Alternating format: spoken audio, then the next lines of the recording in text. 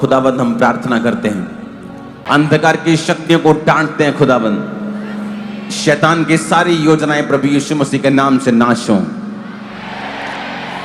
अपने हाथों को उठाएंगे आप सब लोग, अपने हाथों को उठाओ। थैंक यू जीसस, क्योंकि आपको पहले ही इस 2025 की शुरुआत में ही बता दिया गया था कि जो लोग ये सोच रहे हैं कि ये साल हैप्पीएस्ट न्यू ईयर बोल के उनका हैप्पी हो जाएगा, ऐसा इस साल नहीं होगा।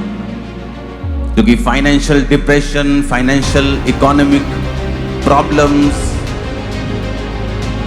और अलग अलग घटनाएं होती ही रहेंगी पूरा साल अभी भी।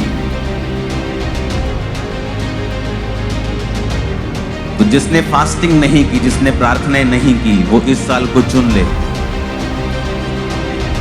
जिसने कम उपवास रखे हैं, कभी नहीं रखे, वो ये साल चुन ले कि आप फास्टिंग में, प्रार्थनाओं में, उपवास में परमेश्वर के सामने रहेंगे पूरा साल। ये एक बार 40 रोजे रखने का साल नहीं है।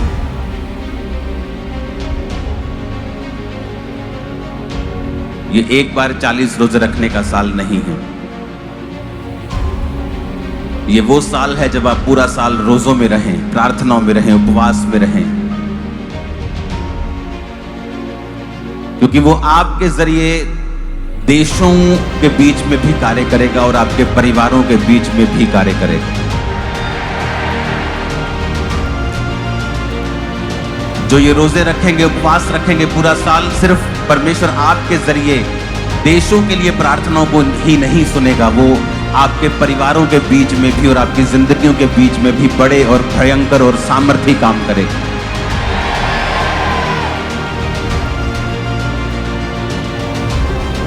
अगर आप इस साल की शुरुआत की प्रीचिंग देखें तो मैंने आपको बताया था कि परमेश्वर ने मुझसे कहा है कि वो साइकिल फिर से आएगा, क्योंकि 2005 वो साल था जब मैंने 40 रोजे 5 या 6 बार रखे थे, और अब वो समय 20 साल बाद वो सर्कल दोबारा आ चुका है। मैं अभी भी फास्टिंग में हूं। 40 फास्टिंग्स आपकी खत्म हो गई, लेकिन मेरी नहीं हुई, क्योंकि ये 2025 हमें फास्टिंग करनी है, प्रेयर करनी है, क्योंकि परमेश्वर ना केवल इस देश में, दूसरे देशों में आपकी प्रार्थनाओं के द्वारा बड़े कार्य करेगा, बल्कि वो आपकी जिंदगी की एक बड़ी नींव इस साल में डाल देगा। और ये इतनी स्ट्रॉन्ग नींव होगी, एक ऐसी ग्रेस होगी जब आपकी लाइफ के ये ऊपर आएगी, ये अनबीटेबल होगी, यूनिक होगी, अलग होगी, कॉपी नहीं कर पाओगे कोई भी। ऐसी ग्रेस आपकी लाइफ के ऊपर आएगी।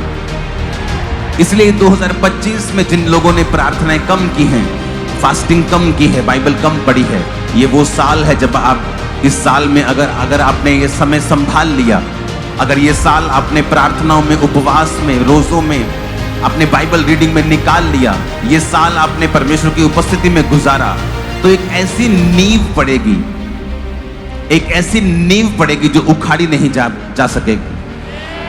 ये नींव आपके फाइनेंशियल लाइफ के लिए होगी, ये नींव आपकी फिजिकल लाइफ के लिए होगी, स्पिरिचुअल लाइफ के लिए होगी। अगर आप सेवकाई के लिए चुने गए हैं तो ये साल आपके लिए इंपॉर्टेंट होगा, क्योंकि परमेश्वर कुछ बातें, कुछ ग्रेस आपको देगा जो आपने कभी पहले नहीं पाई होंगी। ये साल आपके परिवारों के बचने का साल होगा, आपके परिवारों की साल्वेशन का साल होगा।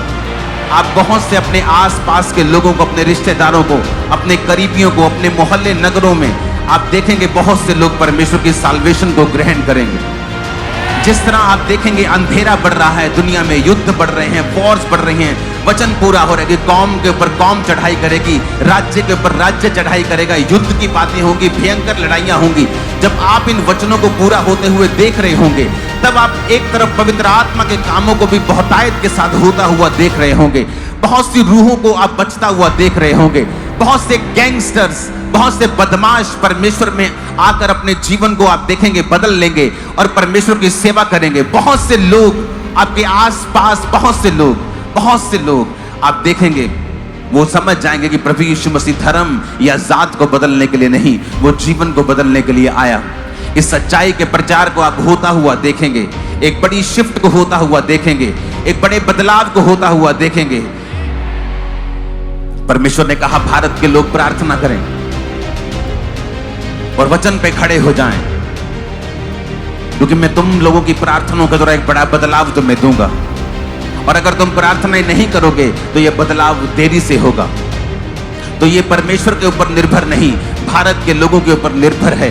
अगर वो बदलाव चाहते हैं, ब्लेसिंग्स चाहते हैं, तो उन्हें प्रार्थनाएं करनी होगी, उपवास के साथ फास्टिंग, उपवास, प्रार्थना, बाइबल रीडिंग, आपको बेसिक के ऊपर आना होगा। हर एक विश्वासी को चर्च के साथ जुड़ना होगा। कोई विश्वासी ऐसा ना हो जो किसी ना किसी जीवित चर्च के साथ जुड़ा हुआ ना हो। आप ऑनलाइन मीटिंग अटेंड नहीं कर सकते घर बैठ के, ये नॉन बिब्लिकल है, ये बिब्लिकल नहीं है। जब तक कि आप किसी फौज में नहीं है, जब तक आप किसी ऐसे स्थान पे नहीं हैं कि जहां इज इक्वल टू इम्पॉसिबल है कि आप मीटिंग अटेंड कर सकें जाकर फिजिकल। परमेश्वर आलसियों का परमेश्वर नहीं है, इसलिए उसने 12 साल की लहू बहने वाली औरत को चंगा किया, क्योंकि वचन कहता है कि उसने अपने आलस को, अपनी कमजोरी को, अपने बहानों को त्याग कर परमेश्वर को छुआ। उसने इस बात की भी परवाह नहीं की कि वो अशुद्ध औरत है, अगर वो किसी यहूदी को छुएगी तो उसे मौत के घाट उतार दिया जाएगा। अपने हाथों को उठाओ और कहो, परमेश्वर मैं तेरे राज्य में सुनने के लिए और काम करने के लिए तैयार हूं। ऊंची आवाज में कहो।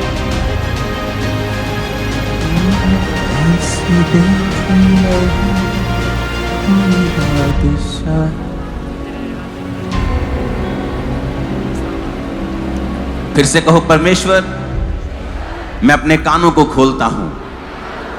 ऊंची आवाज में मांगो परमेश्वर से।